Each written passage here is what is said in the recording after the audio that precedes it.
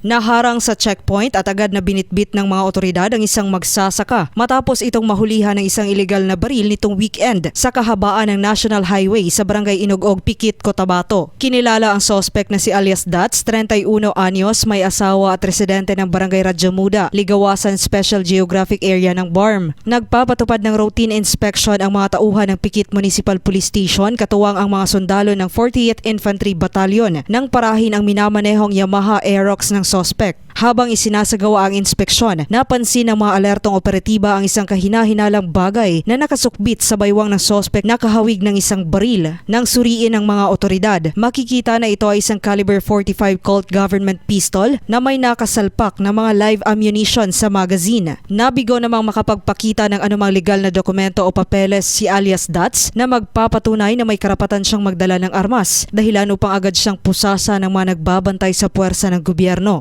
Sa pagkapkap sa sling bag ng suspect, nakuha pa ng mga pulis ang isa pang karagdagang magazine na puno rin ng mga bala para sa parehong kalibre ng baril. Agad na ipinaalam sa suspect ang kanyang mga karapatan sa ilalim ng batas bago ito dinala sa himpilan ng pulisya. Samantala, ang nakumpiskang baril at mga bala ay ipinadala na sa Provincial Forensic Unit sa Isulan, Sultan Kudarat para isailalim sa masusing ballistic examination upang matukoy kung nagamit ba ito sa mga nakaraang krimen. Inaasahan na formal ng sasampahan ng kasong paglabag sa Comprehensive Firearms and Ammunition Regulation Act o Republic Act 10591 ang suspect sa korte. Patuloy naman ang paalala ng Pikit PNP sa publiko na bawal ang pagdadala ng walang papel na armas upang maiwasan ang mabigat na parusa sa ilalim ng batas. Joanne Oranio, NDBC Bida Balita.